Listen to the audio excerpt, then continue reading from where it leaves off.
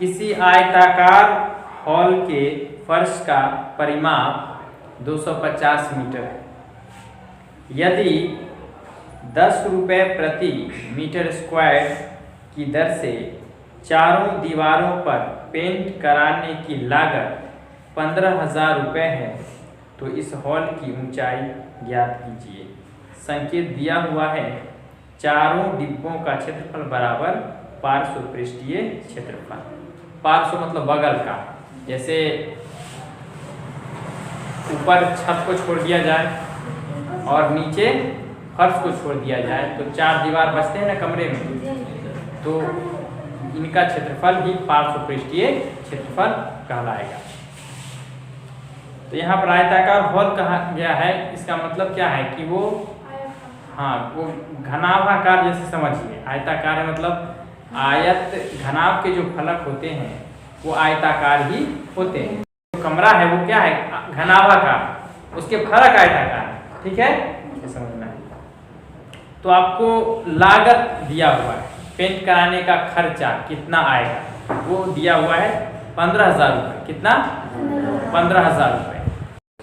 हमारे पास परिमाप है, फर्श का क्या है, परिमाप है,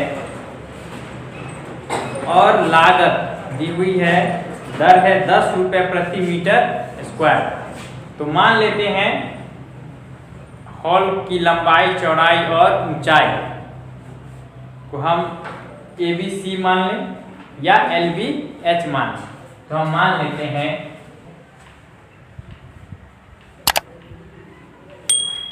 कि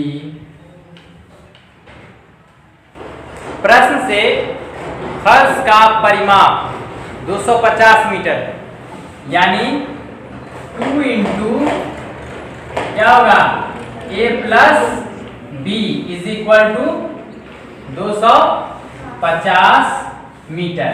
क्योंकि फर्श में लंबाई और चौड़ाई होती है, ऊंचाई नहीं होती है। और फर्श कैसा होता है, आयताकार होता है। घनाभ का फर्श आयताकार होगा, यानी कि हॉल का जो फर्श होगा वो कैसा होगा, आयताकार होगा। तो लंबाई गुने चौड़ाई क्षेत्रफल होगा, और परिमाप क्या होगा, 2 इंटू क्या होगा, लंबाई जो चौड़ाई। तो हम इसे लिखेंगे A plus B is equal to 250/2। क्योंकि 2 यहाँ गुना में है तो दाहिने पक्ष में जाएगा तो भाग में आ जाएगा, तो हम कहेंगे 250/2। और ये मीटर है ना, बराबर हो जाएगा 125 मीटर। 125 मीटर। तो A प्लस B हुआ 125 मीटर। अब यहाँ पर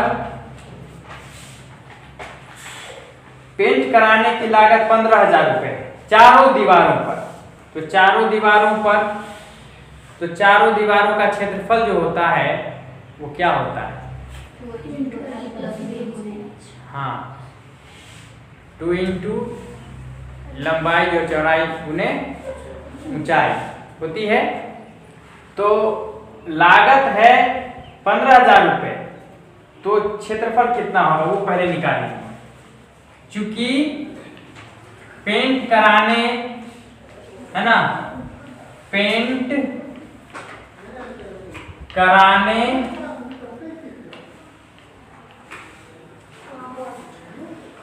की लागत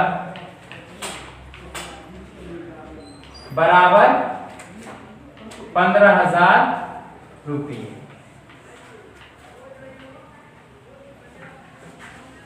इसलिए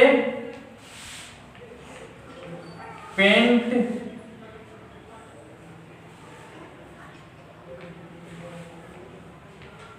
किए गए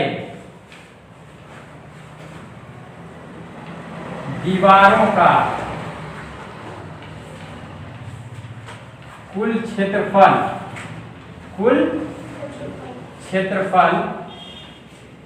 यानी पृष्ठीय क्षेत्रफल कितना हो जाएगा, 15,000 में कितना से भाग देना पड़ेगा, 10 से। और ये हो जाएगा ना मीटर, ये कट जाएगा ना तो हो जाएगा 1500 मीटर स्क्वायर।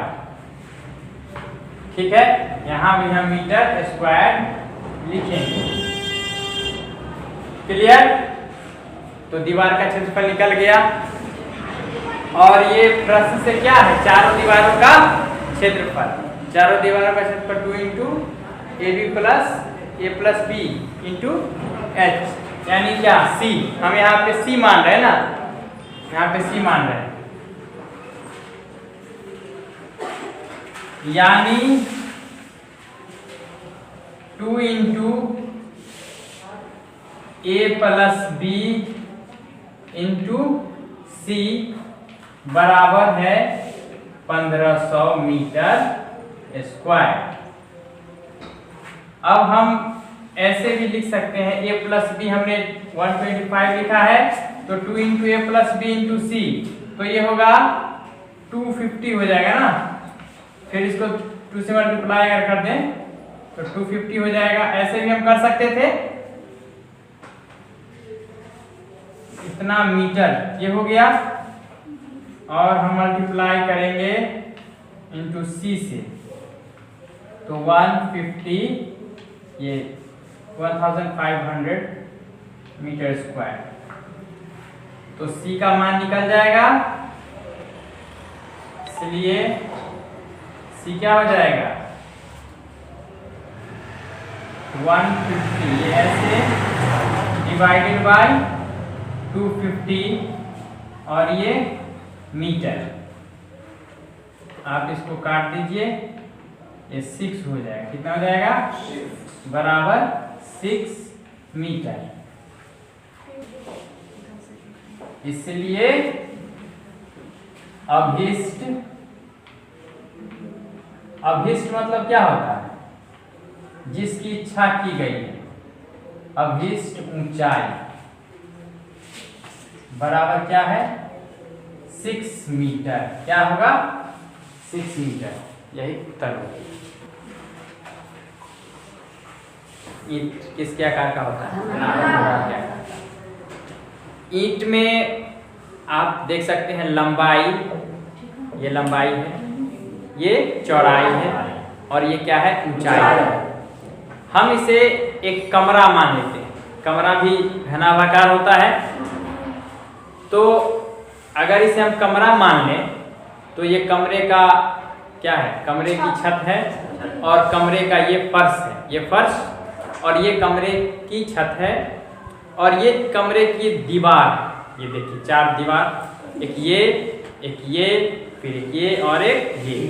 अब ये आयताकार फलक कैसा होता है, आयताकार, घनाभ का फलक आयताकार होता है। तो इसका क्षेत्रफल निकालना है, तो ये लंबाई और ये गुने ऊंचाई, तो एक क्षेत्रफल हो गया लंबाई गुने ऊंचाई, लंबाई गुने ऊंचाई L इंटू H। फिर ऐसे ऐसे 2 सतह है ना, तो ये 2 हो गए, 2 इंटू L इंटू H। फिर यहाँ देखिए चौड़ाई गुने ऊंचाई, इसका क्षेत्रफल क्या होगा, चौड़ाई गुने ऊंचाई, है ना। तो ये भी कितने हैं, 2 हैं, 2 गुने चौड़ाई और गुने क्या हो जाएंगे ऊंचाई।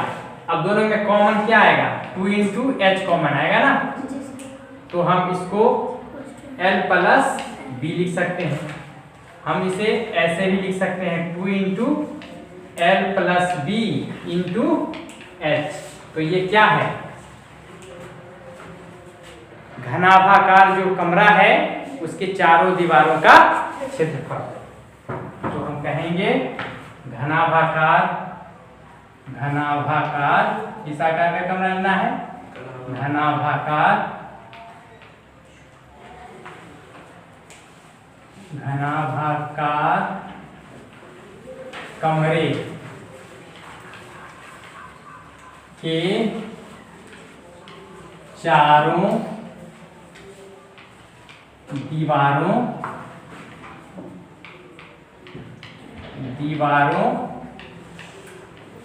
का क्षेत्रफल,